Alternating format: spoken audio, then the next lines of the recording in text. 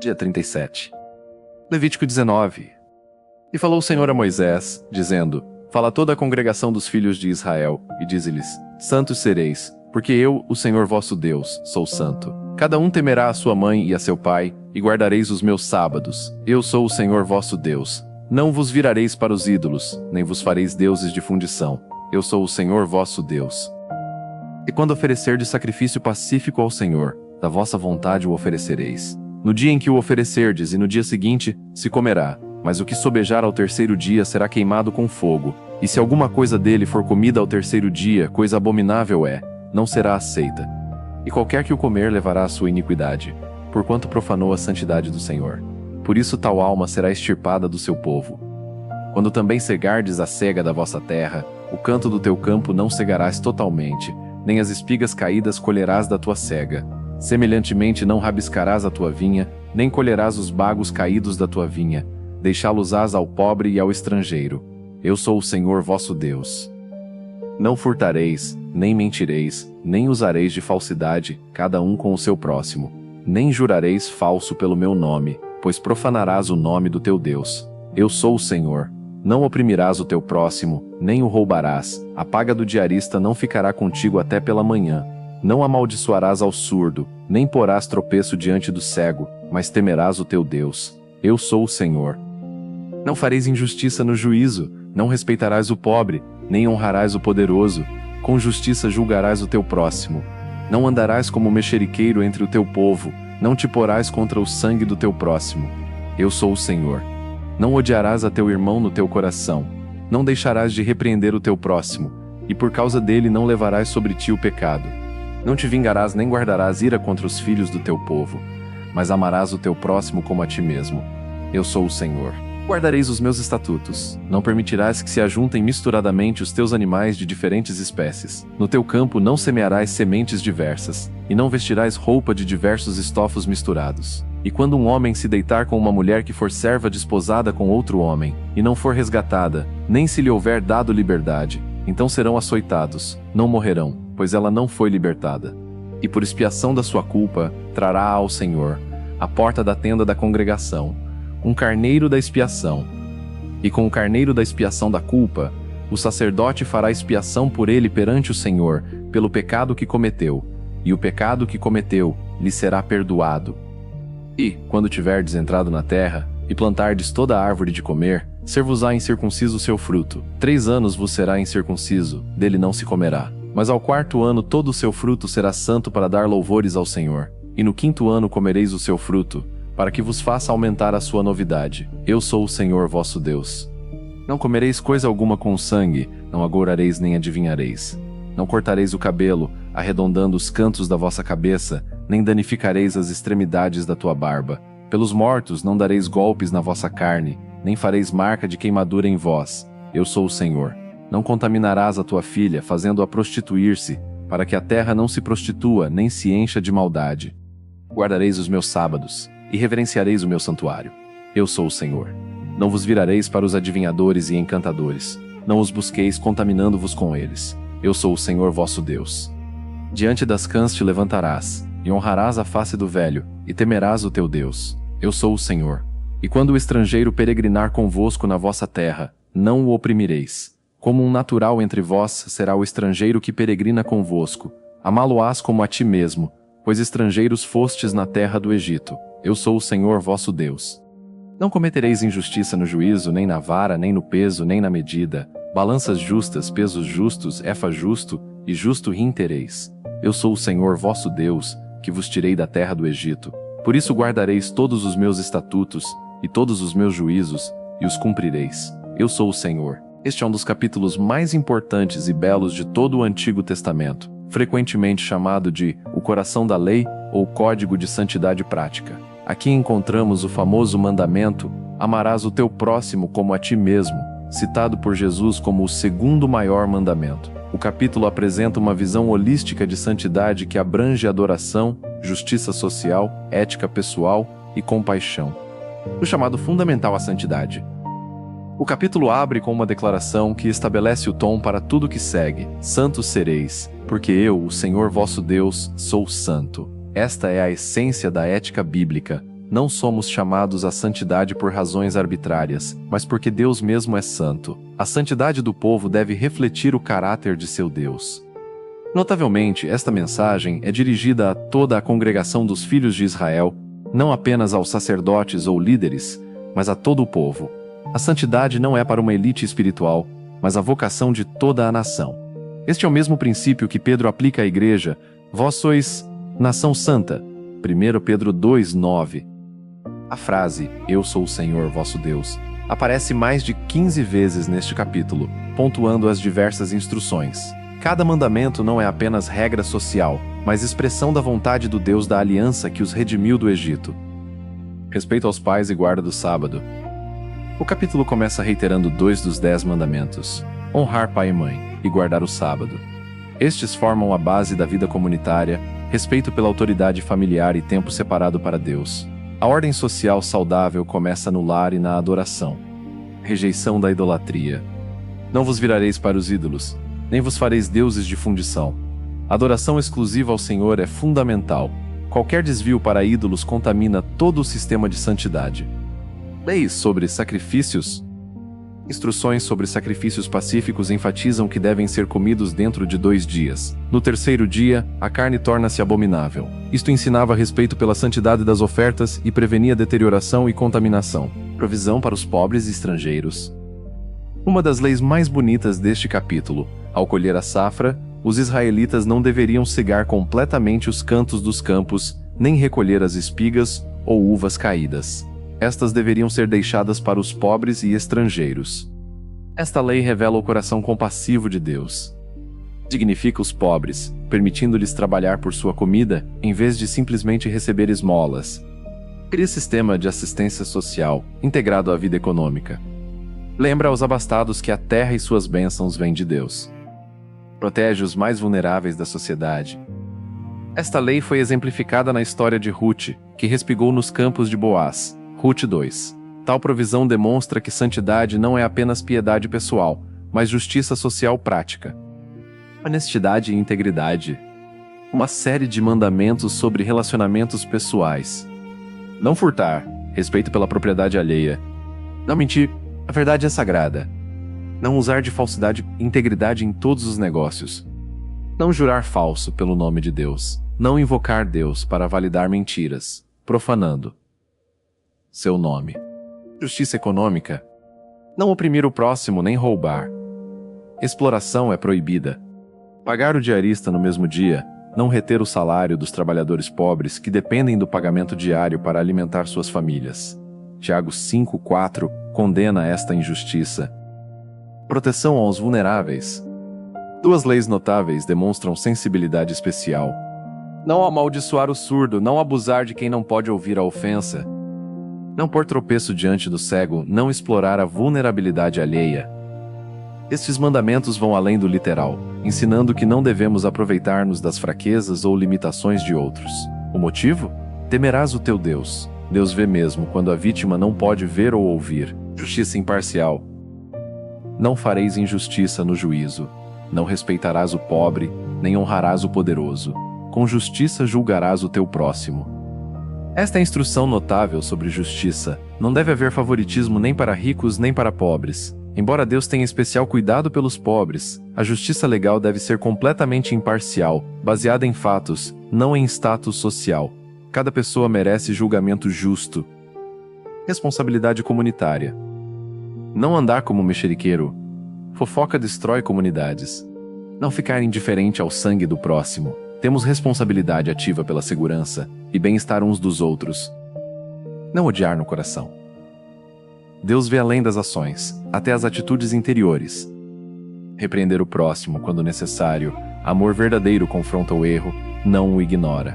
Silêncio diante do pecado do irmão torna-nos cúmplices. O grande mandamento do amor. Aqui está um dos versículos mais citados de todo o Antigo Testamento. Não te vingarás nem guardarás ira contra os filhos do teu povo, mas amarás o teu próximo como a ti mesmo. Eu sou o Senhor. Este mandamento é revolucionário. Proíbe vingança pessoal. Proíbe guardar rancor. Ordena amor ativo pelo próximo. Jesus citou este versículo como o segundo maior mandamento, Mateus 22:39. Paulo disse que toda a lei se resume em amarás o teu próximo como a ti mesmo. Romanos 13:9, Gálatas 5:14, Tiago chama de lei real, Tiago 2:8. Lei sobre misturas. Não cruzar animais de espécies diferentes. Não semear campo com sementes diversas. Não vestir roupa de tecidos mistos, lã e linho. Estas leis ensinavam Israel a respeitar as distinções criadas por Deus e a não confundir categorias. Embora sejam leis cerimoniais que cristãos não observam literalmente, o princípio subjacente permanece: respeitar a ordem criacional de Deus. Lei sobre relacionamento com serva prometida. Se um homem se relacionasse com uma serva já prometida a outro, havia penalidade, açoites, mas não pena de morte, pois ela não era completamente livre. Exigia-se sacrifício expiatório. Esta lei protegia servas de exploração sexual enquanto reconhecia complexidades de seu status. Lei das primícias das árvores. Quando plantassem árvores frutíferas em Canaã. Anos 1-3. Fruto considerado incircunciso, impuro, não comer. Ano 4. Fruto consagrado ao Senhor em louvor.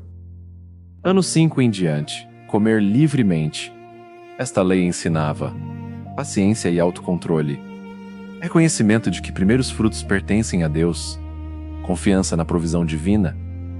Proibições de práticas pagãs. Várias proibições visavam separar Israel de rituais pagãos. Não comer com sangue, já explicado em capítulo 17. Não agorar nem adivinhar. Rejeição de ocultismo e adivinhação. Não cortar cabelo nos cantos da cabeça nem danificar extremidades da barba. Estas eram práticas pagãs de luto ou adoração. Não fazer cortes no corpo pelos mortos, nem tatuagens, práticas associadas a cultos pagãos de luto e adoração aos mortos. Não prostituir a filha, especialmente em contexto de prostituição cultual. Não buscar médiuns ou feiticeiros. Confiança deve estar somente em Deus, não em espíritos ou artes ocultas. Respeito aos idosos. Diante das cãs te levantarás, e honrarás a face do velho, e temerás o teu Deus. Cultura bíblica valoriza a idade e experiência. Levantar-se diante dos idosos é sinal de respeito e honra. Sociedades que descartam ou desprezam os idosos violam este princípio. Amor ao estrangeiro. Uma das leis mais notáveis. Como um natural entre vós, será o estrangeiro que peregrina convosco. Amá-lo-ás como a ti mesmo, pois estrangeiros fostes na terra do Egito. Israel deveria lembrar sua própria experiência de opressão no Egito e, portanto, tratar estrangeiros com amor e justiça. Este mandamento aparece repetidamente na lei, mostrando o coração de Deus pelos imigrantes e marginalizados. O amor ao próximo se estende além das fronteiras étnicas. Honestidade comercial. Não cometereis injustiça, nem na vara, nem no peso, nem na medida. Balanças justas, pesos justos. Integridade nos negócios é questão de santidade. Enganar nas medidas ou pesos é pecado contra Deus. Deus se importa com ética comercial, não apenas com rituais religiosos. Conclusão do capítulo. Por isso guardareis todos os meus estatutos, e todos os meus juízos e os cumprireis. Eu sou o Senhor. A santidade não é seletiva, abrange toda a vida, adoração, família, trabalho, negócios, justiça, relacionamentos pessoais e tratamento dos vulneráveis. Relevância contemporânea. Levítico 19 nos ensina que santidade genuína inclui adoração exclusiva a Deus, rejeição de toda idolatria, justiça social, cuidado prático pelos pobres, estrangeiros e vulneráveis, integridade pessoal, honestidade em palavras e negócios, amor ativo, não apenas evitar prejudicar, mas ativamente buscar o bem do próximo, justiça imparcial, tratamento justo independente de status, responsabilidade comunitária, cuidar uns dos outros, confrontar quando necessário, respeito pela dignidade humana, de idosos a estrangeiros, de pobres a ricos. Jesus viveu perfeitamente este capítulo e nos chama a seguir seus passos. A igreja deve ser comunidade caracterizada por esta santidade prática e integral, não apenas piedade ritual, mas justiça, compaixão e amor em ação. Levítico 20. Falou mais o Senhor a Moisés, dizendo: Também dirás aos filhos de Israel: Qualquer que, dos filhos de Israel, ou dos estrangeiros que peregrinam em Israel, der da sua descendência a Moloque, certamente morrerá. O povo da terra o apedrejará com pedras. E eu porei a minha face contra esse homem, e o extirparei do meio do seu povo, porquanto deu da sua descendência a Moloque, para contaminar o meu santuário e profanar o meu santo nome. E se o povo da terra de alguma maneira esconder os seus olhos daquele homem que houver dado da sua descendência a Moloque, para não o matar, então eu porei a minha face contra aquele homem, e contra a sua família, e o extirparei do meio do seu povo, com todos os que se prostituem após ele, prostituindo-se com Moloque. Quando alguém se virar para os adivinhadores e encantadores, para se prostituir após eles, eu porei a minha face contra ele, e o extirparei do meio do seu povo. Portanto, santificai-vos, e sede santos, pois eu sou o Senhor vosso Deus, e guardai os meus estatutos, e cumpri-os. Eu sou o Senhor que vos santifica. Porque qualquer que amaldiçoar a seu pai ou a sua mãe, certamente morrerá. Amaldiçoou a seu pai ou a sua mãe, o seu sangue será sobre ele. Também o homem que adulterar com a mulher de outro, havendo adulterado com a mulher do seu próximo, certamente morrerá o adúltero e a adúltera. E o homem que se deitar com a mulher de seu pai descobriu a nudez de seu pai. Ambos certamente morrerão. O seu sangue será sobre eles. Semelhantemente, quando um homem se deitar com a sua nora, ambos certamente morrerão. Fizeram confusão. O seu sangue será sobre eles. Quando também um homem se deitar com outro homem, como com mulher, ambos fizeram abominação. Certamente morrerão. O seu sangue será sobre eles. E quando um homem tomar uma mulher e a sua mãe, maldade é. A ele e a elas queimarão com fogo, para que não haja maldade no meio de vós. Quando também um homem se deitar com um animal, certamente morrerá, e matareis o animal. E se uma mulher se chegar a algum animal, e se deitar com ele, matarás a mulher e o animal, certamente morrerão. O seu sangue será sobre eles. E quando um homem tomar a sua irmã, filha de seu pai, ou filha de sua mãe, e vir a nudez dela, e ela a dele, torpeza é. Portanto serão extirpados aos olhos dos filhos do seu povo. Descobriu a nudez de sua irmã, levará a sua iniquidade. E quando o homem se deitar com uma mulher no tempo da sua enfermidade, e descobrir a sua nudez, descobrindo a sua fonte, e ela descobrir a fonte do seu sangue, ambos serão extirpados do meio do seu povo. Também a nudez da irmã de tua mãe, ou da irmã de teu pai não descobrirás. Porquanto descobriu a sua parenta, sobre si levarão a sua iniquidade. Quando também um homem se deitar com a sua tia, descobriu a nudez de seu tio, seu pecado sobre si levarão. 100 filhos morrerão. E quando um homem tomar a mulher de seu irmão, imundícia é, a nudez de seu irmão descobriu, 100 filhos ficarão. Guardai, pois, todos os meus estatutos, e todos os meus juízos, e cumpri-os, para que não vos vomite a terra, para a qual eu vos levo para habitar nela. E não andeis nos estatutos da nação que eu lanço fora de diante de vós, porque fizeram todas estas coisas. Portanto fui enfadado deles. E a vós os tenho dito, em herança possuireis a sua terra, e eu a darei a vós, para a possuirdes, terra que mana leite e mel. Eu sou o Senhor vosso Deus, que vos separei dos povos. Fareis, pois, diferença entre os animais limpos e imundos, e entre as aves imundas e as limpas, e as vossas almas não fareis abomináveis por causa dos animais, ou das aves, ou de tudo o que se arrasta sobre a terra, as quais coisas apartei de vós, para tê-las por imundas, e ser-me-eis santos, porque eu, o Senhor, sou santo, e separei-vos dos povos para serdes meus. Quando, pois, algum homem ou mulher em si tiver um espírito de necromancia ou espírito de adivinhação, certamente morrerá, serão apedrejados, o seu sangue será sobre eles. Este capítulo complementa e reforça os ensinos morais dos capítulos anteriores, especialmente 18 e 19. Mas agora especificando as penalidades para violações das leis sobre santidade. Enquanto os capítulos anteriores declaravam o que era proibido, este capítulo estabelece as consequências da desobediência. É um dos textos mais severos da Escritura, revelando a seriedade com que Deus trata o pecado e a necessidade de santidade em seu povo. Sacrifício de crianças a Moloque, pena capital. O capítulo começa com a abominação mais horrível, sacrificar filhos a Moloque, divindade cananita adorada através do sacrifício de crianças queimadas vivas. A penalidade era apedrejamento, execução pública pela comunidade. Deus estabelece 3 níveis de julgamento. Julgamento comunitário, o povo da terra o apedrejará. Julgamento divino direto, eu porei a minha face contra esse homem. Julgamento sobre cúmplices passivos, se o povo ignorasse o crime e não executasse justiça, Deus julgaria tanto o perpetrador quanto sua família, e até aqueles que fecharam os olhos à abominação. Este último ponto é profundamente importante. Cumplicidade por inação é também pecado. Quando a comunidade tolera ou ignora a maldade grave, torna-se coletivamente culpada. A sociedade tem responsabilidade de confrontar o mal, não apenas evitá-lo pessoalmente. O sacrifício de crianças representava assassinato dos inocentes mais vulneráveis, idolatria extrema, adoração a demônios em vez do Deus verdadeiro, perversão total da paternidade e da família, rejeição da vida como dom sagrado de Deus, ocultismo e espiritismo, pena capital. Buscar adivinhadores e encantadores, médiuns, necromantes, feiticeiros, resultava em ser extirpado do povo. Isto pode significar excomunhão ou morte. O ocultismo era considerado prostituição espiritual, infidelidade a Deus, através de buscar orientação de espíritos malignos em vez do Espírito Santo. O chamado renovado à santidade. Antes de listar as penalidades específicas, Deus reitera: portanto, santificai-vos e sede santos, pois eu sou o Senhor vosso Deus. A santidade não é opcional para o povo de Deus. Não é para uma elite espiritual, mas para todos. A razão permanece. Deus mesmo é santo. Nosso comportamento deve refletir o caráter daquele a quem pertencemos. Penalidades por pecados contra a família. 1. Amaldiçoar pai ou mãe, pena capital.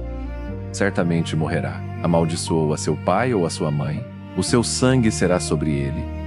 Amaldiçoar aqui não é meramente linguagem grosseira, mas provavelmente inclui blasfêmia grave, desprezo total ou até invocar o mal sobre os pais. Tal rebelião extrema contra a autoridade parental ameaçava toda a estrutura social. A frase "o seu sangue será sobre ele" significa que a pessoa é responsável pelas consequências de seu próprio pecado. Jesus condenou os fariseus que usavam tradições religiosas para evitar honrar e sustentar seus pais. Marcos 7, 9 e 13, mostrando a seriedade contínua deste mandamento. Penalidades por pecados sexuais. O capítulo agora especifica penalidades para as proibições sexuais do capítulo 18. 2. Adultério, pena capital. Também um homem que adulterar com a mulher de outro, certamente morrerá o adúltero e a adúltera. Ambos os participantes recebiam pena de morte. O adultério era considerado não apenas ofensa pessoal, mas crime capital que destruía famílias, violava alianças sagradas e contamina a comunidade. A aliança matrimonial era tão sagrada que sua violação merecia a pena máxima. Jesus, no entanto, demonstrou misericórdia à mulher apanhada em adultério. João 8:1-11, não negando a gravidade do pecado, mas oferecendo perdão e ordenando: vai, e não peques mais. 3. Relações com madrasta, mulbas, pena capital. O homem que se deitar com a mulher de seu pai, ambos certamente morrerão. Isto violava tanto a santidade do casamento quanto a estrutura familiar, criando confusão de papéis e incesto por afinidade. 4. Relações com nora, pena capital. Quando um homem se deitar com a sua nora, ambos certamente morrerão. Fizeram confusão. A palavra confusão, tebel em hebraico, indica perversão da ordem natural, mistura do que deveria permanecer separado. 5. Homossexualidade, pena capital. Quando também um homem se deitar com outro homem, como com mulher, ambos fizeram abominação, certamente morrerão. Esta prática é novamente chamada a abominação, toivá, termo forte indicando algo detestável a Deus. A penalidade era a morte para ambos os participantes. Isto demonstra que, na perspectiva bíblica, a homossexualidade não é apenas estilo de vida alternativo, mas grave pecado contra o design criacional de Deus. O Novo Testamento mantém esta posição moral. Romanos 1, 26, 27, 1 Coríntios 6, 9 e 10. Embora hoje a penalidade civil não seja aplicada por cristãos, pois não vivemos sob teocracia do Antigo Testamento. No entanto, o padrão moral de Deus permanece inalterado. 6. Relação com mulher e sua mãe queimados com fogo. E, quando um homem tomar uma mulher e a sua mãe, maldade é, a ele e a elas queimarão com fogo. Esta perversão era tão grave que merecia forma especialmente severa de execução, queimar com fogo, para eliminar completamente tal maldade da comunidade. 7. Bestialidade, pena capital. Quando também um homem se deitar com um animal, certamente morrerá, e matareis o animal. Tanto a pessoa quanto o animal eram executados. Isto pode parecer estranho ao pensamento moderno. Por que punir o animal inocente? Mas o propósito era eliminar completamente todo vestígio desta perversão abominável e servir como memorial solene contra tal prática. 8. Incesto com irmã, excomunhão. Quando um homem tomar a sua irmã, serão extirpados aos olhos dos filhos do seu povo. Extirpados pode significar execução ou excomunhão pública. A frase, aos olhos dos filhos do seu povo, indica julgamento público, removendo-os da comunidade. 9. Relações durante menstruação e excomunhão. Quando um homem se deitar com uma mulher no tempo da sua enfermidade, ambos serão extirpados. Embora menos grave que outros pecados sexuais, esta violação deliberada das leis de pureza resultava em excomunhão. Demonstrava desrespeito às ordenanças divinas e à santidade do sangue. 10. Relações com tia, morrer sem filhos. Quando também um homem se deitar com a sua tia, sem filhos morrerão. Morrer sem filhos pode indicar julgamento divino de esterilidade ou morte prematura antes de ter descendentes, uma maldição grave em cultura que valorizava enormemente a continuidade familiar. 11. Relações com cunhada sem filhos. Quando um homem tomar a mulher de seu irmão, imundícia é, sem filhos ficarão. Exceção era feita quando o irmão morresse sem filhos, lei do Levirato, Deuteronômio 25:5-10, mas de outra forma era proibido. Advertências finais sobre obediência. Deus adverte solenemente: guardai todos os meus estatutos, para que não vos vomite a terra. A mesma imagem do capítulo 18 retorna: a terra vomita habitantes que a contaminam com abominações morais. Os cananeus estavam sendo expulsos exatamente por estas práticas. Se Israel cometesse as mesmas abominações, sofreria o mesmo destino. A história tragicamente confirmou esta advertência. Séculos depois, quando Israel caiu em idolatria, imoralidade sexual e injustiça social, foram exilados da terra primeiro o Reino do Norte 722 AC, e depois Judá 586 AC. A terra literalmente os vomitou. Israel é um povo separado. Deus enfatiza: eu sou o Senhor vosso Deus, que vos separei dos povos, e ser-me-eis santos, porque eu, o Senhor, sou santo, e separei-vos dos povos para serdes meus. A separação de Israel não era arrogância étnica, mas vocação espiritual. Foram separados para Deus, não meramente de outros povos. A distinção tinha propósito: serem testemunha do Deus verdadeiro e modelo de vida santa para as nações. Essa separação se manifestava até nas leis dietéticas. Fareis diferença entre os animais limpos e imundos. Cada aspecto da vida deveria lembrar Israel de sua identidade única como povo de Deus. Necromancia e adivinhação pena capital. O capítulo conclui reiterando: quando algum homem ou mulher em si tiver um espírito de necromancia ou espírito de adivinhação, certamente morrerá, serão apedrejados. Médiuns que alegavam comunicar com os mortos ou prever o futuro deveriam ser executados. Tais práticas negavam a suficiência de Deus como revelador da verdade, abriam portas para influências demoníacas, desviavam o povo da dependência em Deus. Eram centrais nas religiões pagãs que Israel deveria rejeitar. Propósito das penalidades severas. As penalidades draconianas podem chocar leitores modernos. Por que tanta severidade? Várias razões. 1. Santidade de Deus pecado, contra um Deus infinitamente santo, merece julgamento severo. 2. Proteção da comunidade. Estas práticas, se toleradas, destruiriam Israel moral e espiritualmente. 3. Efeito dissuasivo. Penalidades severas desestimulavam outros de cometerem os mesmos pecados. 4. Eliminação do mal. Expressão repetida, para que não haja maldade no meio de vós. 5. Testemunho às nações. Israel deveria ser radicalmente diferente das nações pagãs. 6. Prefiguração do julgamento final. Estas penalidades temporais apontavam para o julgamento eterno do pecado. Aplicação ao Novo Testamento. Cristãos não vivem sob teocracia do Antigo Testamento e não aplicam estas penalidades civis. Jesus veio não para condenar o mundo, mas para salvá-lo. João 3,17. No entanto, os padrões morais permanecem. O que era pecado no Antigo Testamento continua sendo pecado. 2. A seriedade do pecado é reafirmada. Paulo ensina que o salário do pecado é a morte. Romanos 6:23. 3. Cristo levou o julgamento. Jesus sofreu a penalidade que merecíamos, satisfazendo a justiça divina. 4. Santidade continua necessária. Segui a santificação, sem a qual ninguém verá o Senhor. Hebreus 12:14. 5. Disciplina eclesiástica, não civil. A igreja exerce disciplina espiritual, excomunhão quando necessário, não penalidades civis. 1 Coríntios 5. Relevância contemporânea. Este capítulo nos ensina: pecado é sério, nunca devemos tratá-lo levianamente. Santidade é essencial. Deus continua chamando seu povo à pureza. Consequências são reais. Pecado traz julgamento, se não nesta vida, na eternidade. Gratidão pela graça, Cristo nos salvou do julgamento que merecíamos. Responsabilidade comunitária. Não podemos ignorar pecado grave em nossa comunidade. Padrões divinos não mudam.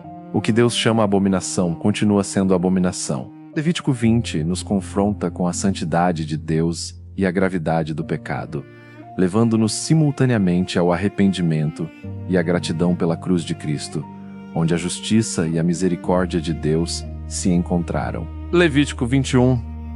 E disse o Senhor a Moisés: fala aos sacerdotes, filhos de Arão, e dize-lhes: o sacerdote não se contaminará por causa de um morto entre o seu povo, salvo por seu parente mais chegado a ele, por sua mãe, e por seu pai, e por seu filho, e por sua filha, e por seu irmão, e por sua irmã virgem, chegada a ele, que ainda não teve marido, por ela se contaminará. Não se contaminará como chefe entre o seu povo para se profanar. Não farão calva na sua cabeça, e não raparão as extremidades da sua barba, nem darão golpes na sua carne. Santos serão a seu Deus, e não profanarão o nome do seu Deus, porque oferecem as ofertas queimadas do Senhor, o pão do seu Deus. Portanto serão santos. Não tomarão mulher prostituta ou desonrada, nem tomarão mulher repudiada de seu marido, pois santo é a seu Deus. Portanto santificarás, porquanto oferece o pão de teu Deus. Santo será para ti, pois eu, o Senhor que vos santifico, sou santo. E quando a filha de um sacerdote se profanar, prostituindo-se, profana a seu pai, com fogo será queimada. E o sumo sacerdote entre seus irmãos, sobre cuja cabeça foi derramado o azeite da unção, e que for consagrado para vestir as vestes, não descobrirá a sua cabeça nem rasgará as suas vestes, e não se chegará a cadáver algum, nem por causa de seu pai, nem por sua mãe se contaminará, nem sairá do santuário, para que não profane o santuário do seu Deus, pois a coroa do azeite da unção do seu Deus está sobre ele. Eu sou o Senhor. E ele tomará uma mulher na sua virgindade, viúva, ou repudiada, ou desonrada, ou prostituta, estas não tomará, mas virgem do seu povo tomará por mulher, e não profanará a sua descendência entre o seu povo, porque eu sou o Senhor que o santifico. E falou o Senhor a Moisés, dizendo: fala a Arão, dizendo: ninguém da tua descendência, nas suas gerações, em que houver algum defeito, se chegará a oferecer o pão do seu Deus. Pois nenhum homem em quem houver alguma deformidade se chegará, como homem cego, ou coxo, ou de nariz chato, ou de membros demasiadamente compridos, ou homem que tiver quebrado o pé, ou quebrada a mão, ou corcunda, ou anão, ou que tiver defeito no olho, ou sarna, ou impigem, ou que tiver testículo mutilado. Nenhum homem da descendência de Arão, o sacerdote, em quem houver alguma deformidade, se chegará para oferecer as ofertas queimadas do Senhor. Defeito nele há, não se chegará para oferecer o pão do seu Deus. Ele comerá do pão do seu Deus, tanto do Santíssimo como do Santo. Porém até ao véu não entrará, nem se chegará ao altar, porquanto defeito há nele, para que não profane os meus santuários, porque eu sou o Senhor que o santifico. E Moisés falou isto a Arão, e a seus filhos, e a todos os filhos de Israel. Este capítulo estabelece padrões especiais de santidade para os sacerdotes, e padrões ainda mais elevados para o sumo sacerdote. Enquanto os capítulos anteriores tratavam da santidade exigida de todo o povo de Israel, este capítulo reconhece que aqueles que servem mais diretamente na presença de Deus devem manter padrões mais rigorosos. O princípio subjacente é: maior proximidade com Deus requer maior santidade. Restrições sobre contato com mortos menos sacerdotes comuns. Os sacerdotes eram proibidos de se contaminar cerimonialmente através do contato com cadáveres, exceto em casos de parentes mais próximos: pai, mãe, filho, filha, irmão e irmã virgem, solteira. Esposa também estava implicitamente incluída, embora não mencionada explicitamente aqui. Por que esta restrição? O corpo morto representava o pecado e suas consequências. A morte entrou no mundo através do pecado. Romanos 5:12. Proximidade com a morte simbolizava a contaminação pelo pecado. Sacerdotes mediavam entre Deus, que é vida, e o povo deveriam representar vida, não morte. Contaminar-se com morte comprometeria simbolicamente seu papel.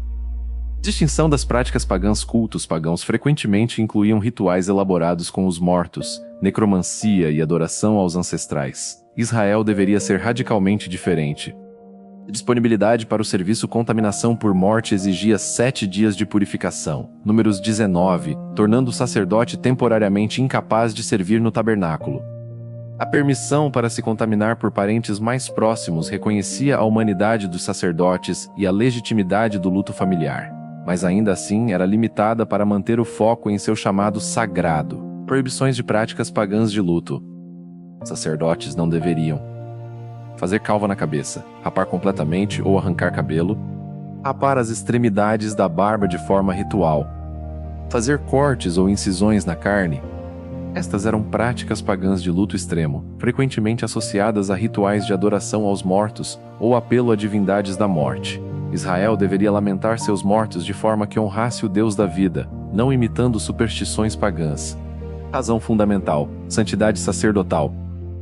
Santos serão a seu Deus, e não profanarão o nome do seu Deus, porque oferecem as ofertas queimadas do Senhor, o pão do seu Deus. Portanto serão santos.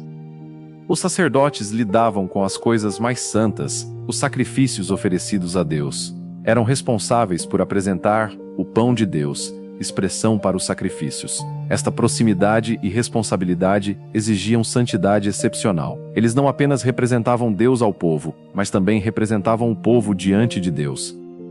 Restrições matrimoniais para sacerdotes comuns. Os sacerdotes não podiam casar-se com prostituta, mulher desonrada, possivelmente vítima de estupro ou mulher de reputação comprometida, mulher divorciada. Deveriam casar-se apenas com mulheres de boa reputação moral. Isto não era desprezo por mulheres com passado difícil, mas reconhecimento de que o casamento do sacerdote tinha dimensão simbólica. Assim como Deus é fiel e seu relacionamento com Israel deveria ser puro, o casamento do sacerdote deveria refletir pureza e fidelidade. Disciplina severa para a filha do sacerdote. E quando a filha de um sacerdote se profanar, prostituindo-se, profana seu pai, com fogo será queimada. A penalidade para a prostituição pela filha de um sacerdote era mais severa que para outras mulheres israelitas. Ela não apenas pecava pessoalmente, mas profanava seu pai e trazia desgraça sobre alguém consagrado ao serviço de Deus, e comprometia a credibilidade de sua família sacerdotal. Isto ilustra o princípio bíblico: privilégio traz responsabilidade. Aqueles em posições de liderança espiritual e suas famílias são mantidos a padrões mais elevados. Tiago 3:1 adverte: não sejais muitos mestres, sabendo que receberemos mais duro juízo. Restrições ainda mais severas para o sumo sacerdote. O sumo sacerdote, que entrava uma vez por ano no lugar santíssimo, enfrentava padrões ainda mais rigorosos. Proibição absoluta de contaminar-se com mortos. Enquanto os sacerdotes comuns podiam se contaminar por parentes próximos, o sumo sacerdote não podia se contaminar por ninguém, nem mesmo pai ou mãe. Esta restrição extraordinária enfatizava que seu papel como mediador supremo entre Deus e Israel transcendia até os laços familiares mais sagrados. 2. Não demonstrar luto externo. Não poderia descobrir a cabeça, deixar cabelo desgrenhado em sinal de luto, nem rasgar as vestes, costume tradicional de luto. Mesmo na morte de entes queridos, deveria manter as aparências de sua posição consagrada. 3. Não deixar o santuário durante período de serviço. Nem sairá do santuário, para que não profane o santuário do seu Deus. Durante seus períodos de serviço, especialmente durante os dias santos, o sumo sacerdote deveria permanecer no santuário, totalmente dedicado a seu papel mediador. A razão: pois a coroa do azeite da unção do seu Deus está sobre ele. A unção sagrada o consagrava completamente a Deus, criando obrigações que ultrapassavam até mesmo responsabilidades familiares normais. 4.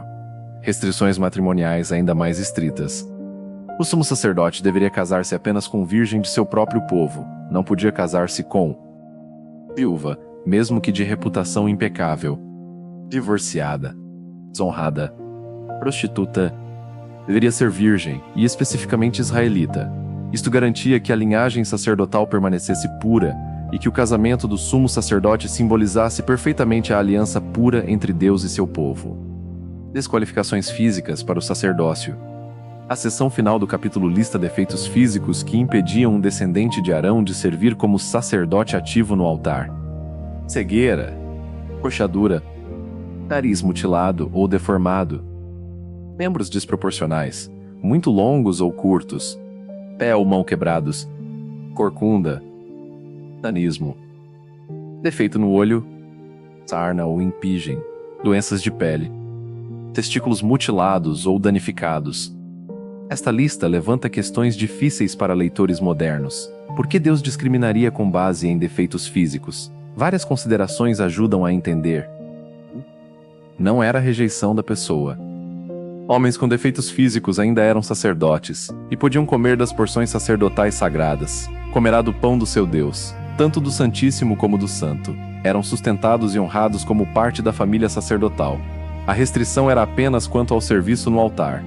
2. Simbolismo de perfeição divina. Os sacrifícios deviam ser sem defeito. Levítico 1:3, simbolizando a perfeição de Deus e apontando para o sacrifício perfeito de Cristo. Similarmente, aqueles que apresentavam os sacrifícios deveriam ser fisicamente íntegros, representando simbolicamente a perfeição que Deus requer e que só Cristo cumpriria. 3. Prefiguração de Cristo. O sacerdócio apontava para Jesus, nosso perfeito sumo sacerdote, que era santo, inculpável, imaculado, separado dos pecadores. Hebreus 7:26. Ele não tinha defeito físico, moral ou espiritual. 4. Contexto cultural e teológico. Na antiguidade, integridade física era frequentemente vista como sinal de bênção divina, enquanto defeitos podiam ser interpretados, erroneamente, como julgamento. Deus trabalhava dentro dessas categorias culturais para comunicar verdades espirituais, embora o Novo Testamento corrija essa associação. João 9:1-3. 5. Separação de práticas pagãs. Alguns cultos pagãos incluíam automutilação ritual ou castração de sacerdotes. Excluir pessoas com certas mutilações protegia o sacerdócio israelita dessas influências. Importante, esta lei não ensina que pessoas com deficiências físicas são espiritualmente inferiores ou menos valiosas aos olhos de Deus. Jesus ministrou especialmente aos cegos, coxos e doentes, demonstrando o cuidado de Deus por todos. Propósito geral das restrições sacerdotais. Todas estas leis visavam ensinar que Deus é santo, aproximar-se dele requer santidade excepcional. Liderança espiritual traz responsabilidade, privilégio e padrão elevado, andam juntos. Representação simbólica importa. Sacerdotes representavam verdades espirituais através de suas vidas. Perfeição é necessária. Embora nenhum humano seja perfeito, o sistema apontava para a necessidade de perfeição absoluta. Cumprimento em Cristo. Jesus é o perfeito sumo sacerdote que cumpre todos estes requisitos. Absolutamente santo e sem defeito, Hebreus 7:26. Sem contaminação pelo pecado morte. Ele venceu a morte. Consagrado perfeitamente, ungido pelo Espírito sem medida. Eternamente vivo para interceder, Hebreus 7:25. Casado com sua noiva pura, a Igreja, Efésios 5:25-27. Aplicação para cristãos hoje. Embora não servamos como sacerdotes levíticos, princípios permanecem. Todo crente é sacerdote, 1 Pedro 2:9. Apocalipse 1:6. 2. Santidade é essencial. Segui a paz com todos, e a santificação, sem a qual ninguém verá o Senhor. Hebreus 12:14. 3. Líderes espirituais têm padrões elevados. 1 Timóteo 3. Lista qualificações para líderes da igreja, enfatizando o caráter moral e espiritual, não defeitos físicos, mas integridade interior.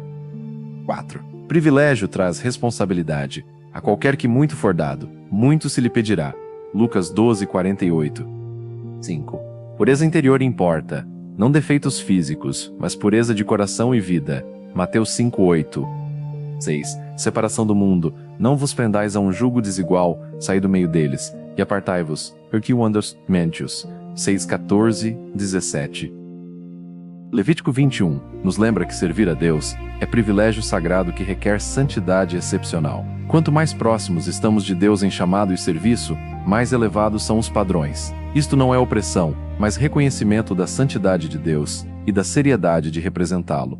Última e perfeitamente, Jesus cumpriu todos estes requisitos e agora, através dele, todos os crentes têm acesso ao Pai, chamados a viver vidas santas como sacerdócio real.